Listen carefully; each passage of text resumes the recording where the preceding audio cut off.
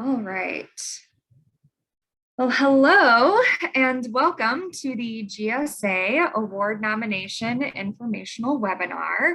Today, we are excited to tell you a little bit about the GSA Awards Program so that we can hopefully help you celebrate your work or honor a colleague with a GSA award.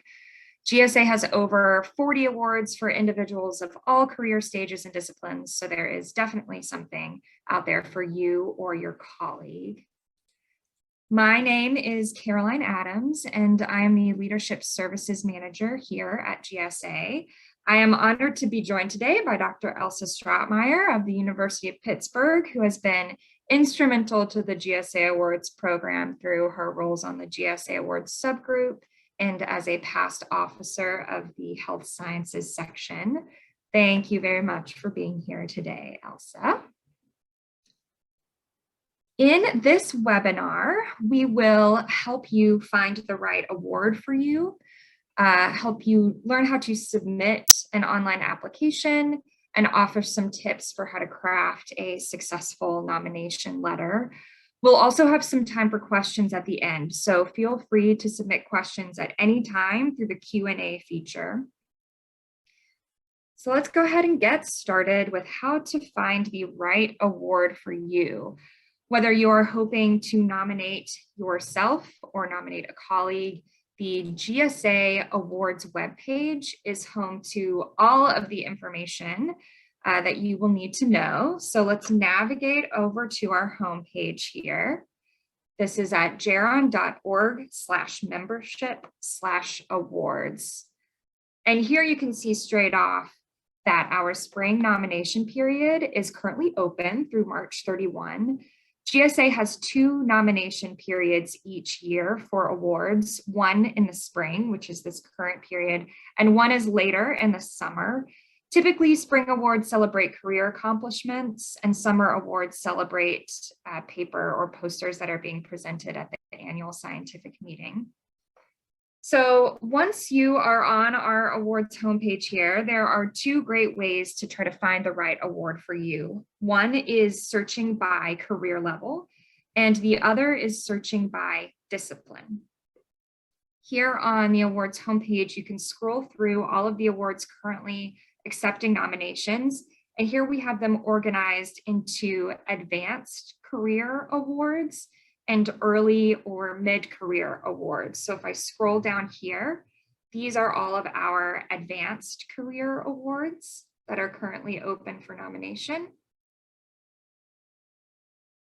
And here are our early and mid-career awards that are open for nomination. You can also see that these are subdivided by discipline.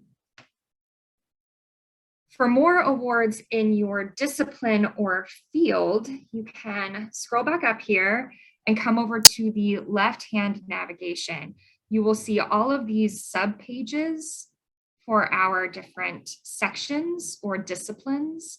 So let's say your field is in the behavioral and social sciences and you want to see all of the awards within that discipline.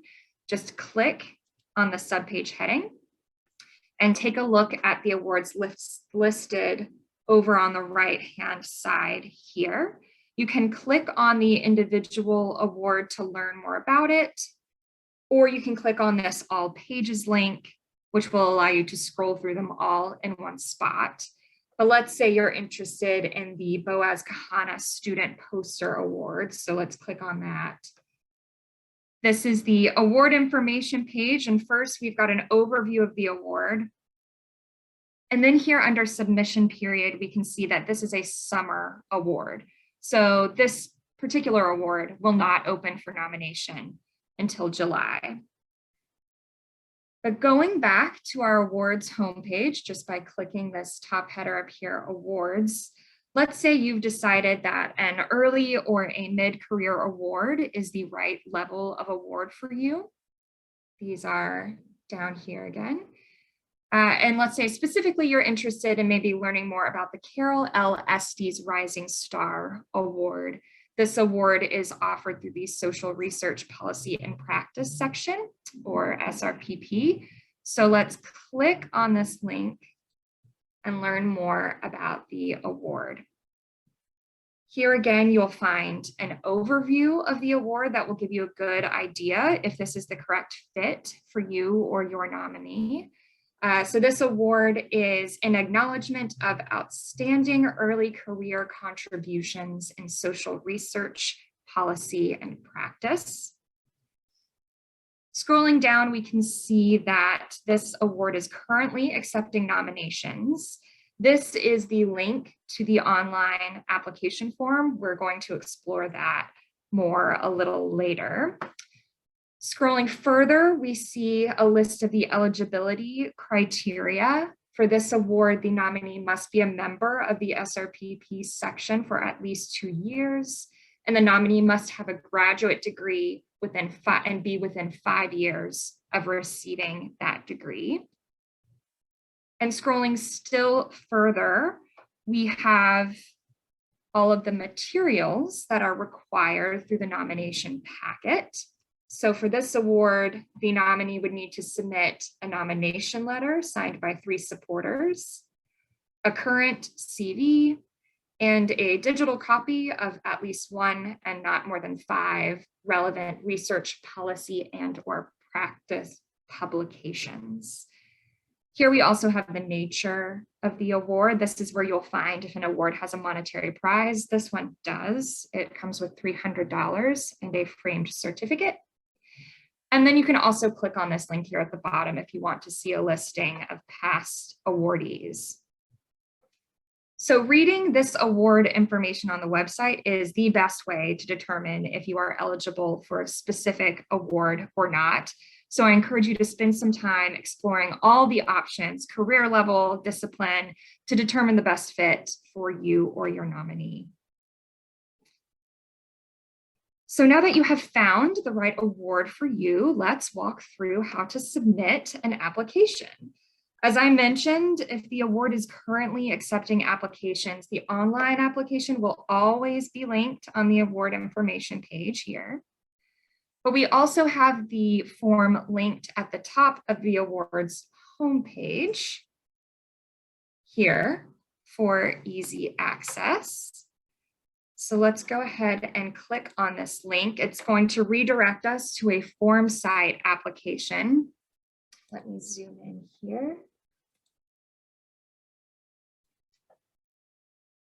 The form site application looks like this. Here at the top is some information about the deadline. And also an important note, this online application may be submitted by the nominee or the nominator. If you are a potential nominee, you can gather the materials from your nominator and submit the application yourself. Or if you're a nominator, you can gather the materials from your nominee and you can submit them, whichever way is easiest for you. There's also an option to collaborate on the application by using the save and return feature. So if I click here, it will redirect me to an option to create an account with a login username and password. You can share this login information with your nominee or nominator, and this will allow you all to log in at separate times and complete certain sections of the application to collaborate, again, whichever is easiest for you. This first section of the online application is for the nominator information.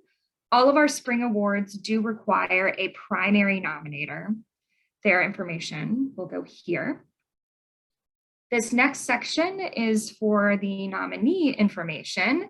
This includes some demographic information. And then finally, in this last field is where we will select the award for which we are submitting. So let's stick with the Carol L. Estes Rising Star Award. I will click that. And once I've selected the award, you'll see that the specific awards nomination packet upload section will populate. For the spring awards, there is only one file upload. So the materials that are required must be combined into one complete packet that can either be in a Word document or a PDF. To check to make sure you have all the materials in the packet, you can click on this respective award webpage link, which is just going to take you back to that award information webpage that we were looking at earlier. So for this award, I'm reminded that I would need one single document that contains the nomination letter, a CV, and any digital copies of publications that I want to upload. Go back to the award here, or the application here. So once you have all of these fields and your one material packet uploaded, all you have to do is click submit. The person identified as the nominator will receive the confirmation email. So if you're the nominee, you can check with the nominator to make sure they've received it, or you can email awards@geron.org to make sure that the application went through. After the application deadline passes, your materials will be routed to the review panel for your specific award. The review process typically takes around 2 months. For our spring award cycle, award notifications are scheduled to be sent out at the end of May. So for most of our awards, the nomination letter is the most important aspect of the application. Now that you know the basics of how to find the right award for you and how to submit an application, I'm going to turn it over to Elsa to go over some helpful tips on how to craft a successful nomination letter. So take it away, Elsa. Thank you, Carolyn, and I'm delighted to be here today to give some information about tips on how to create a successful nomination packet. Next slide, please. So for nomination letters, these are the letter that your nominator would submit and sign. Typically, many nominators may ask you as a nominee, if you're the nominee, to draft the letter. So it's really important too that you realize what the important components are that goes into the letter. The most effective nomination letters have a beginning opening statement that's clear, concise, and specific about why the nominee is deserving of the award that they're being nominated for. It's important that they're prepared so that the nominator letter matches the award requirements to the characteristic of the nominee. And with this, it's important that you read all the requirements for the award so you don't miss any of the important components of the award that needs to be discussed for the nominee. Very nice letters are concise.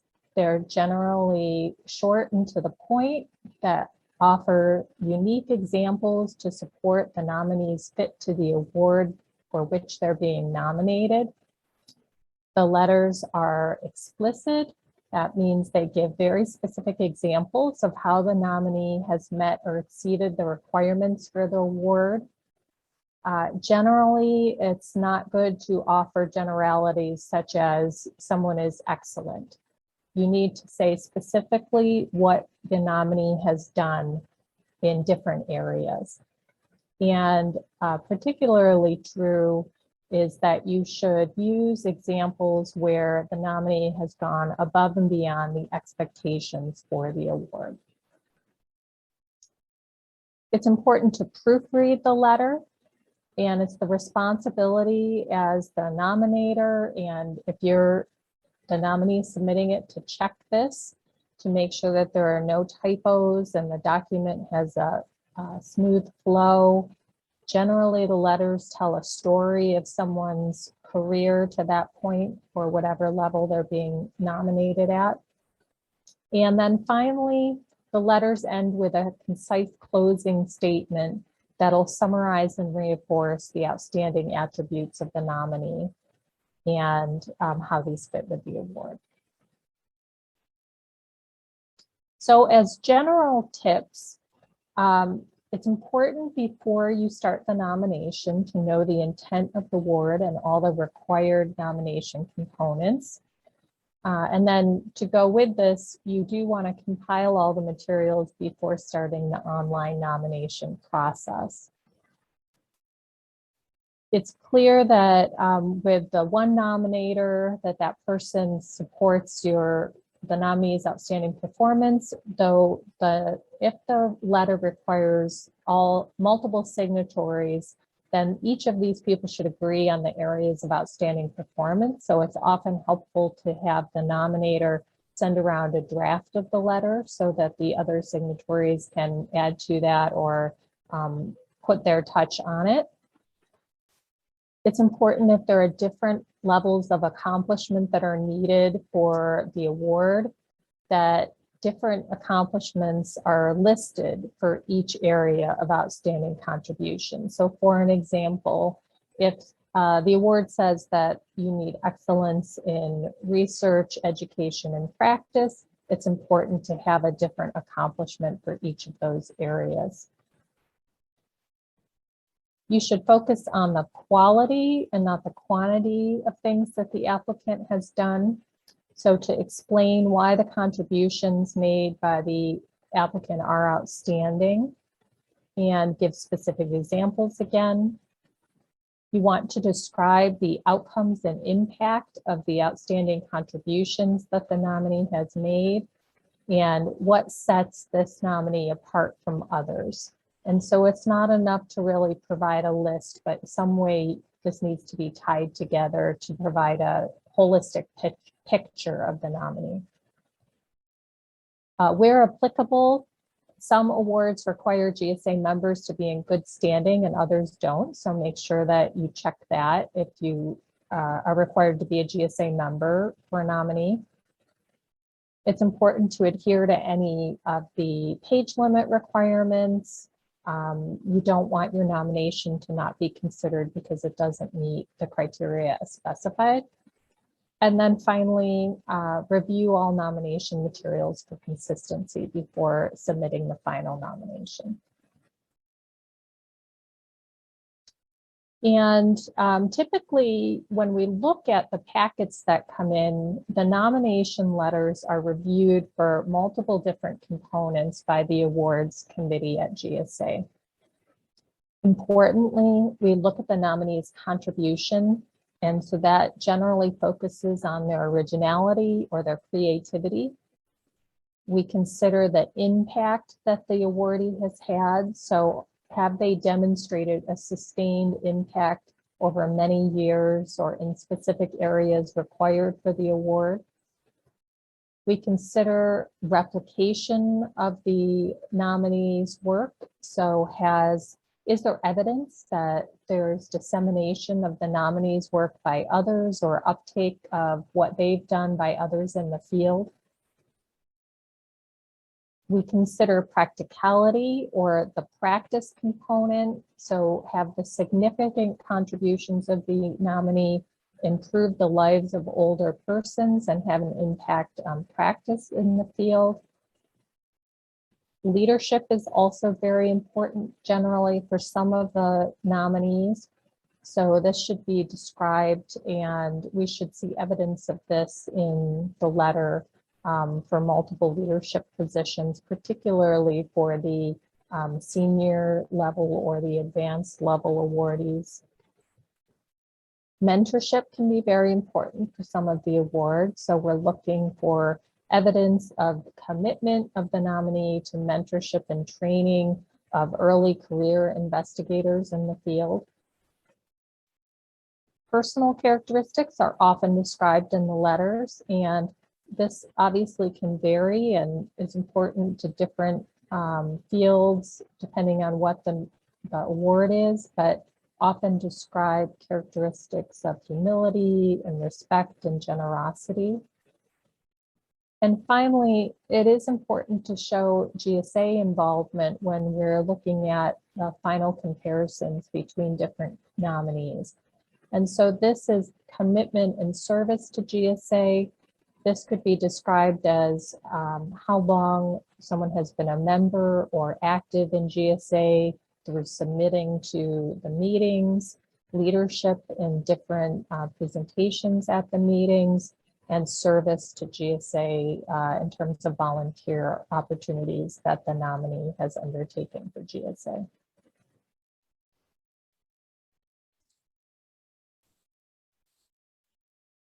Great. Thanks so much for that helpful information, Elsa.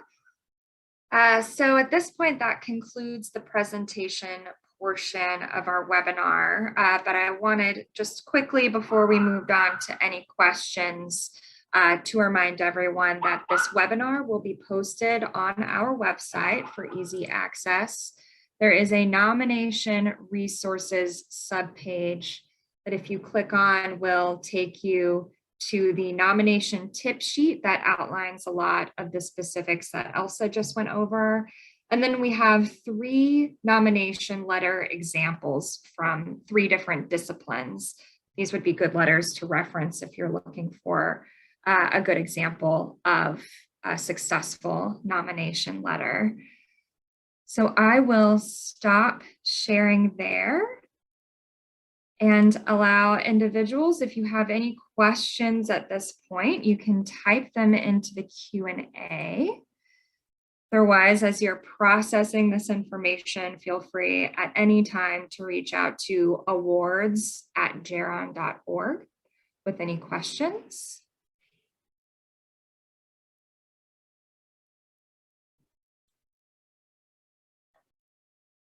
And I'm not seeing any questions come through, which is great. Thank you so much for taking time out of your day to attend this webinar. We will be sure to post this, as I said, so feel free to reference it whenever you need some, or you have some questions that need answering. And we're here at any time to help guide you through the nomination process. Thank you for joining and have a great day.